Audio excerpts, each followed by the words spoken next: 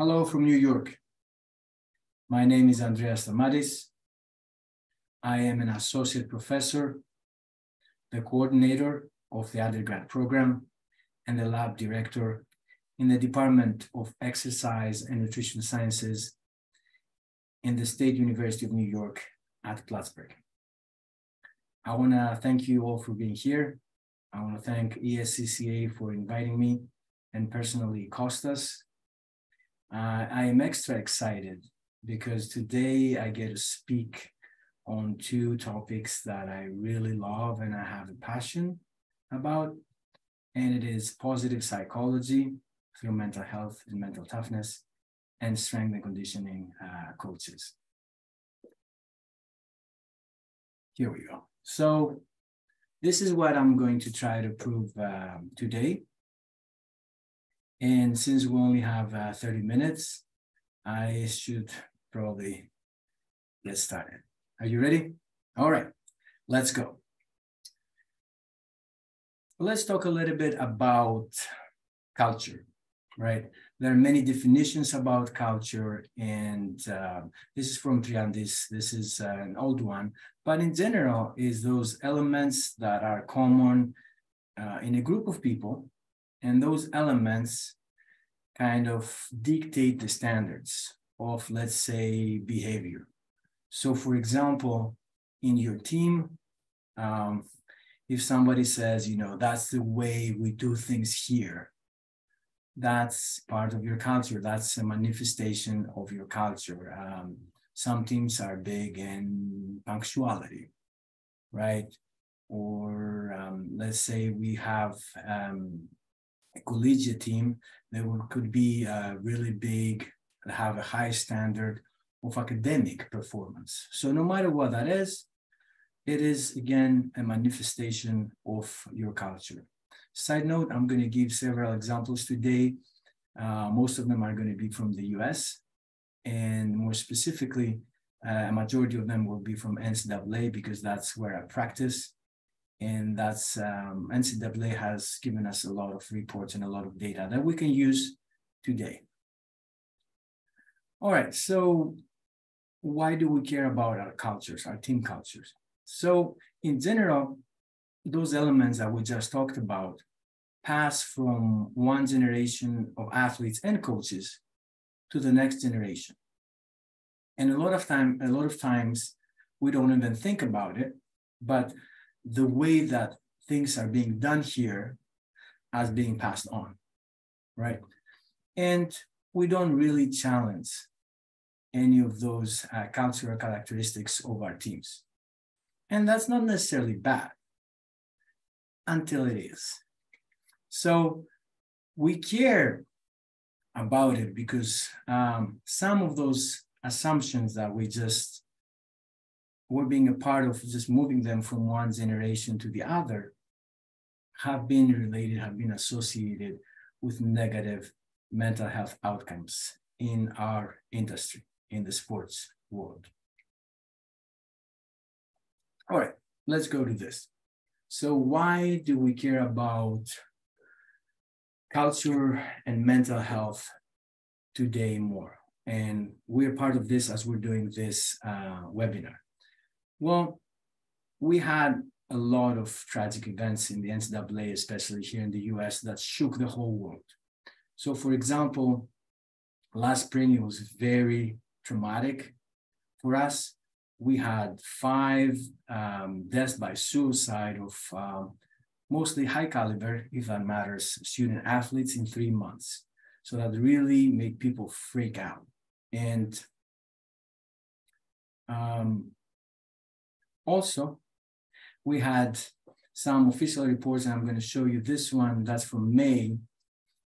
And we see here, we knew that we had problems before COVID, right? And COVID made things a little bit worse for sure. As you can see, in terms of anxiety, depression, and mental exhaustion, the student athletes are reporting scores 1.5 to 2 times higher. So the problem is getting bigger and bigger. Why else? What else happened and made us care more about mental health and the culture we have in our teams more now. So we had big names. And I'm going to show you some examples that are very current, like from last week or last month. But there's much more out there, and most of them are from the US. You probably know Kevin Love, right? This is very current, but he was one of the first that came out and talked about these kind of issues. And you see specifically, he talks about hypermasculinity, and we'll talk about hypermasculinity in a little bit. Michael Phelps, talking about suicide. I hope you know what happened with Simone Biles in the Tokyo Olympics. That was really, again, something that shook the world. And here we have something, a current piece of news from Steph Curry that talks about something that happened earlier with Naomi Osaka in the French Open. And pretty much he says that what happened with her made him and his team really think about mental health. So another reason we are talking about it more now is because these names are shifting a little bit everybody's attention towards mental health. However, there's still stigma. We get more and more reports repeatedly. We see in research and in anecdotal data that a majority of people, even within the sport world, even coaches, even managers, having a big difficulty to kind of understand how an athlete with all that physicality and prowess can also be sensitive. So the word athlete and vulnerability doesn't seem that, those two words that don't seem that they can come together for a lot of people in the sporting context. So there's still a lot of stigma and there's still a lot of work to be done. But the truth is that we already knew about this, right? For example, there were a lot of accusations that had to do with strength and conditioning coaches. And strength and conditioning coaches in the US collegiate world spend the most countable hours, which means they are the coaches that spend the most time with their athletes. And there have been accusations of hyper-masculine subcultures. For example, subcultures that promote, let's say, playing injured and not trying to support the team and kind of don't care about your individuality. We have that machismo mentality, that hero culture, right? And strength coaches have been accused of kind of fostering these subcultures. And as part of that, there were a lot of non-contact injuries, especially in football. So in that specific sport, we had a lot of non-contact injuries, and those people associated the hypermasculine subcultures with those injuries. And the problem became that prominent that a lot of people said that, you know, the off-season, especially the off-season where the strength and conditioning coaches are in charge, has become the death season. Because there we had people that would die during those conditioning programs. And more specifically, strength and conditioning coaches have been accused of using military-style training in order to create those mentally tough teams. And we're going to talk about mental toughness a lot today and how we can actually use it in a positive way and how it is portrayed here. So we kind of knew about it. And I'm not going to go really way back. Most of you should know these things, right? I'm not going to talk about, let's say, Iowa. I'm going to start just with Oregon, 2017. We know what happened with Rabdo, and it really shook the strength and conditioning world for two reasons. First of all, we had the injuries of the athletes, and then we had to talk about certifications and which certification is better, and if we need more regulation in the profession in general, right?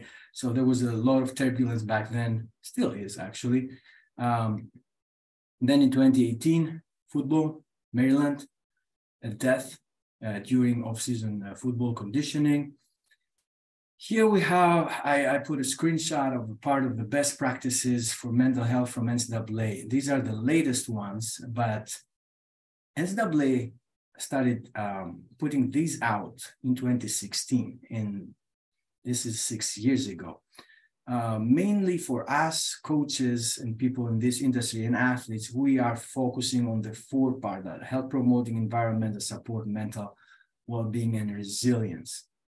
I also write it with my colleagues. So here with Mar, we talked about it in this editorial, right? So we knew about it, even though after we wrote about it, we had another death in football. So we knew about it, and we keep having things that kind of show that we may have a culture of hypermasculinity. So also NSCA, which is the organization that most of us have been certified from, still talks about that, still talks about what's the best certification. And I've kind of highlighted Brenner versus NCAA because it takes us back to Oregon and what happened there. Now, in order to figure if we are doing military style training and if we are promoting those hypermasculine subcultures, we did a project that took us almost 5 years. We published it last June, so whoever wants to read it, it's not the main focus of this presentation, but I want you to know that we didn't find anything unethical or unhealthy in what the strength and conditioning coaches in the NCAA are doing. In fact, we saw that a lot of head coaches and athletic directors are kind of initiating military style training. And another cool thing, interesting thing that we found is that there's a big discrepancy between what a strength and conditioning coach does and what media portray them as to do. So that's a paper for whoever wants to go a little bit more into detail. All right, since we talked about mental health, let's try to define it. Let's see what we're talking about. So there are many definitions, and no matter who are you using, the most important thing here is that to understand that lately, we don't think that we have one continuum that has mental illness on one side and mental health on the other side. In fact, what we believe right now is that there are two continua, one for mental health, one for mental illness, and they intersect. What do we mean by that? We mean that your athlete and ourselves can be both. There are people who have never been diagnosed with any kind of mental illness, but let's say they have a drinking problem or insomnia or just stress. Also, we have people who have been diagnosed with depression that function greatly as athletes. So your athletes can be both. So don't get tricked that it would either be one or the other, okay? And that's very important for you to remember. One little bit more practical thing that is interesting, and I'm going to use it a lot today, is to think about mental health as the outcomes on the left and to think about mental illness as the outcomes on the right. What we are trying to do here as coaches and what we're going to try to talk about today is that we need to promote happiness, for example, and whatever is on the left, and we should try to decrease as much as possible what it is on what's on the right, like stress and depression. And I'm going to use happiness and stress a lot in the examples that I'm going to use later on. All right, I put this slide over here to stop for a little bit because, and recap, I speak with a lot of strength and conditioning coaches, and they have identified that their athletes are a little bit different, and they're asking for advice and if they should push the athletes, right? And my answer is definitely yes. And it's something that we know since many, many years, since the 90s. That's from Antonevsky right over there, that yes, stressors can push you to some kind of pathogenic consequences, but we also know that we cannot grow without adversity. So absolutely, you should push your athletes, right? Absolutely, there's no question about it. Now, how much? I cannot answer that question. As you cannot answer the question is how much of whatever physical program or regimen you're going to write for somebody. It really depends on the athlete, on their history, on their condition, on their goals. And also in our example, let's say we talk about mental toughness. What mental toughness is for a Japanese athlete may be a little bit different what it is for a Canadian or a Colombian athlete. So that plays a role too, their perception of what we're talking about. Now, another question that I get from a lot of coaches, okay, I should push them and I should include some mental training in there. How could I do it, right? What we say is that the traditional psychology has focused too much on mental disease, on the right side of those outcomes. There's a huge gap on the left side. So we should focus mostly, because that's what we're missing, on happiness, autonomy, the social acceptance, the good things that can come from sport. So try to promote mental health. Don't do what traditional psychology does per se, which is focusing on that disease. Another important thing is that I understand, and I talk with a lot of coaches that will tell you, I don't have a lot of time. When am I supposed to do it? I get it. I get it 100%. I used to be a coach as well. I get it. A lot of times you don't have the time to do isolated kind of training. So you don't have 10, 30, 1 hour to do, let's say, relaxation techniques. There are things that you can do in your weight room during the practice that you are designing, right? And there's a thing that you want to look it up. It's called motoric kind of intervention, where we really try to create something super customized for the athlete, for their specific movements and whether specifically they're doing in their sport. In general, do not forget that your athletes can be both mentally healthy and mentally ill. When you're trying to throw mental toughness in your training, try to make them buy in, motivate them, introduce what kind of adversity you want, and then, as you're doing with any kind of physiological kind of training, provide them the resources to recover. So if you push them very much psychologically in your training, give them the time or point them to the right direction to go talk to somebody or what they need to do in order to recover. Don't forget that. The same thing goes after a difficult game, all right? And the very end, of course, is something that we already know, but I have to repeat it, that mental health is a part of athletic performance, right? And mental health is a part of any kind of performance in any kind of occupation. Why wouldn't it be in sports, where actually athletes have more challenges to face, like injuries and being away from home and a lot of scrutiny from the media and so on and so forth. All right. Let's talk a little bit about why mental toughness, why we use mental toughness to foster mental health in our sporting organizations. In general, we know that mentally tough athletes are more successful. But when we see in terms of mental health, mental toughness can minimize those negative and promote those positive mental health outcomes.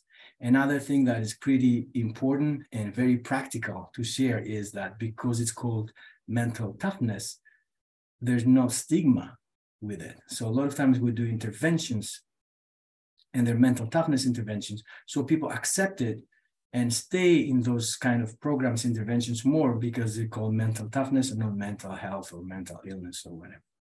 And another thing that's important is if you learn the skills that come with mental toughness, you can transfer them to other aspects of your life, like your social life.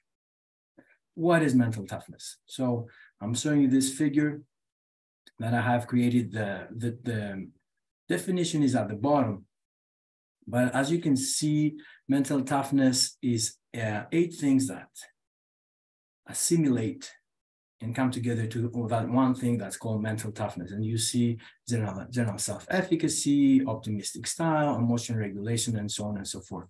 So now what I'm going to try to do is very quickly, because I have less than 10 minutes, to show you how you can promote mental toughness in your program. Again, I'm going to use simplistic examples. It has to be super customized to the individual. Okay. And before I move any further, I don't want to forget this. For whoever wants to do research or would like to measure mental toughness, there's a questionnaire, Mental Toughness Index from Daniel Gucciardi.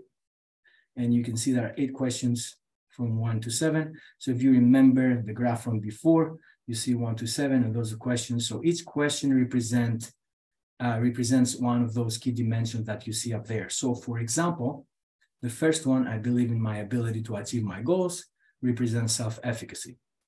The last one, I can find a positive in most situations, represents optimism.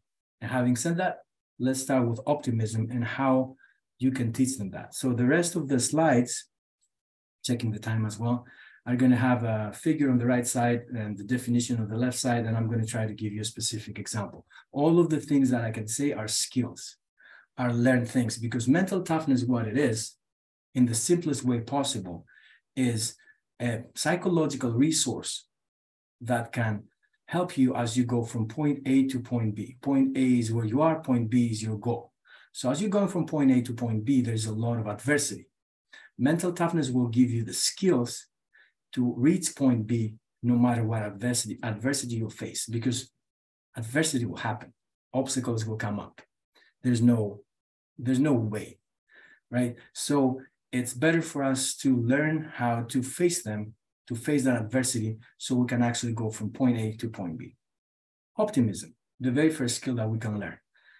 So here, what we teach our athletes is that what is more important is not whatever happens to you, is how you filter it, how you explain it. So your explanatory style. And we have the 3 Ps. So you shouldn't take it personally, you shouldn't think it's permanent, and you shouldn't think it's pervasive. So we're trying to teach them to stop any kind of negative self-talk and replace it with positive. So let's say you have 2 free throws, you lose the first one. Just don't take it personally. Don't think that you're going to miss the second one. And don't think that even if you miss the second one, the whole game is going to go like that. Or even if the whole game goes bad, your whole day is going to go bad, or your whole week is going to go bad. All these things are skills that keep our athletes happier and help them avoid stress. Okay. So what we're trying to teach them right here is, depends how you see life, no matter what happens. Emotion regulation. There are a lot of ways to regulate your emotions. In general, we're trying to increase positive, decrease negative. On the left side of that graph, you see 5 ways to do it. I'll use the 4th one. The cognitive change is something that happens post-event. So let's say you lost the game, right? Or you lost again that free throw. Instead of seeing it as a misfortune or something negative, if you switch the narrative in your head to learn from it and become better, you will avoid more stress and you will kind of foster more happiness. People who learn from their mistakes are the people who keep pushing and keep evolving to go towards that point B. So again, all of these are things that we can teach them to do. Attention. Obviously, we want to be attentive to what matters and not to what it doesn't matter. And here, we're going to use the example of executive functioning, and more specifically talk about problem solving. And you see the 4 phases of problem solving. A lot of times we're going to talk about athletes. I was doing it last week with our athletes right here. So let's say the first stage, how you represent the problem. Where do you focus, right? How are you going to think about the problem? Let's say, again, you miss the first free throw. What are you going to think? Are you going to think that about missing that? Are you going to focus on the negative? Or are you going to focus on all the good things that you have done during the game? Are you going to focus on the one that you just lost, you missed? Or are you going to focus on what you need to do to make the next one? So attention is a choice. And that's what we're trying to teach to our athletes. Where you focus is a choice. So choose to focus on the things that matter and avoid anything else. Because again, that will lead you to more happiness and less stress. Buoyancy, the everyday resilience. That's how we call it. And as you can see, buoyancy is more about minor events that happen to most of us, and they're frequent in comparison to resilience. So what we're trying to teach here, people and athletes, the key word is proactiveness. So the more you employ buoyancy skills, the less you have to employ resilience skills. So instead of freaking out before a game with a difficult opponent, right? Keep doing the little things that you have to do every day before the game, so you don't have that much stress right before the game because you weren't ready. People don't just gain 30 pounds. Even if you realize at one point that you gain weight, that thing has been happening every day. So you were missing all these little things that you could do every day, right? It's the same thing as having a cavity in your mouth. Like you go to the dentist, they figured it out, but that thing has been happening in a while. So what we're trying to tell them is that if you take care of business just a little bit every day, you won't have to face a major event, so major stress, a little bit stress every day. Be proactive. Success mindset. So here, we're talking about grit and we're using grit. Here, it's not only about having a goal, but actually working towards that goal. And as you can see here, we say that achievement is a matter of talent and effort. And talent, you can have it or not, but effort is something that you can actually choose. So intensity is something that we put focus a lot lately, right? I saw somebody at the gym, they were killing it, right? Okay. But tracking intensity in a period of time is difficult. So grit is trying to shift a little bit the focus from intensity to duration and direction. For grit, life is a marathon, and what matters in a marathon is stamina. So here, what we're trying to teach people is that if you have the talent, is great, but whether you have it or not, if you focus on one thing, right, or fewer things for a long period of time, you're going to be successful because you're going to have a high level of effort, which will lead you to a high level of achievement. So again, the point here is not if you have the talent or not, right? It's more about being persistent towards your goal. Grittier people are more educated people. We know that. When grit is compared with IQ, and IQ is an indicator of the talent of intelligence, they're not correlated. And grit is a better predictor of success than IQ, which shows us again, and we're trying to tell those two people, your effort is going to be a bigger predictor of your success than your talent. Context knowledge. Here, it's very important to understand how you apply your knowledge, the context. If you want to be happy, if you want to have less stress, and we're using the theory of wisdom here, you need to balance. First of all, you need to balance your interests with your team's interests and units outside your sport, like your family. If you can balance those, you'll be more happy and less stressed.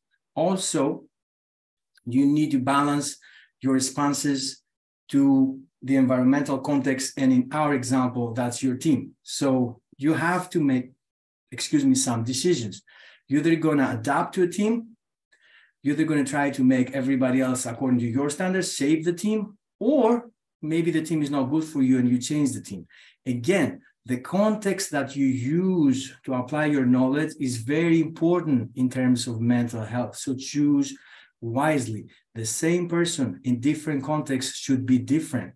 The same athlete in different games should be different.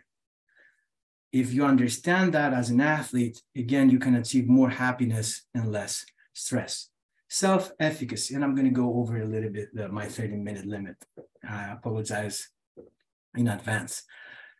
Self-efficacy is super important, very big predictor of success. And there are a lot of things we can teach them. I'm going to talk about the number 4, affective and physiological states. Again, I'm going to use the free throw example. When you go to the free throw line, it really matters. If you make it, you win the championship. If you miss it, you don't. You feel those butterflies in your stomach and your gut. A lot of people associate that with something negative. We try to break that pattern and tell people, well, look, yes, the butterflies are there.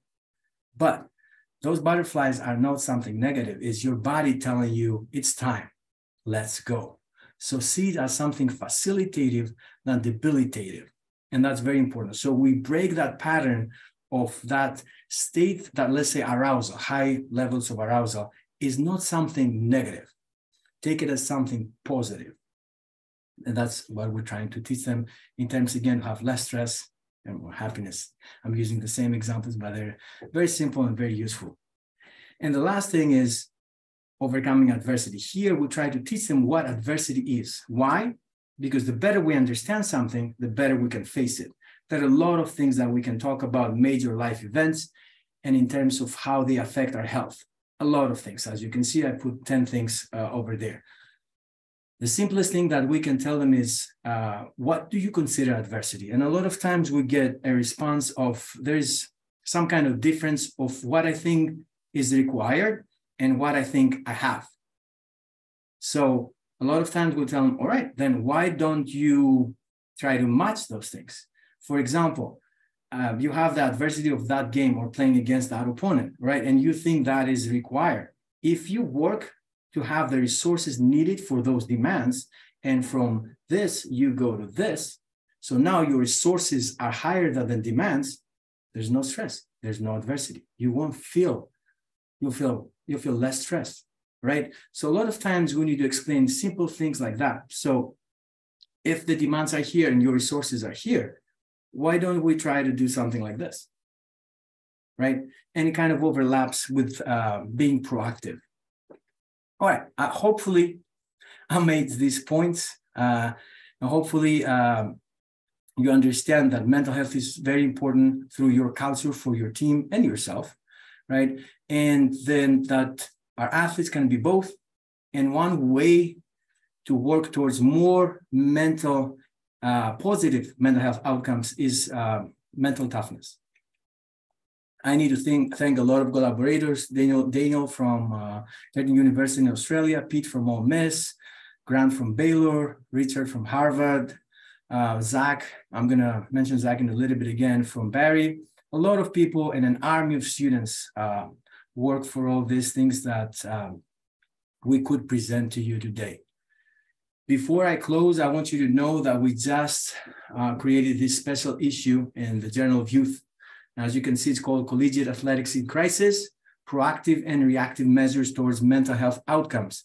So I would like to invite anybody who can contribute. You can see here we are looking for any kind of interventions or any kind of ways that you can foster mental health or positive mental health outcomes, and how we can decrease negative mental health outcomes in all kinds of levels, the individual level, the team level, and the organizational level. I want to thank you again. I'm almost 5 minutes above for being here, for subscribing to this webinar. I want to thank ESCCA one more time, and Costas specifically. Thank you very much. I would love to connect with you. These are my handles on a lot of social media. All these are my professional accounts. And these are my email addresses on the other side. I would love to share this PowerPoint. I would love to share resources. I would love to collaborate in research. I would love just to connect and find ways to help our athletes in terms of mental health. Thank you again, and have a good one. Bye-bye.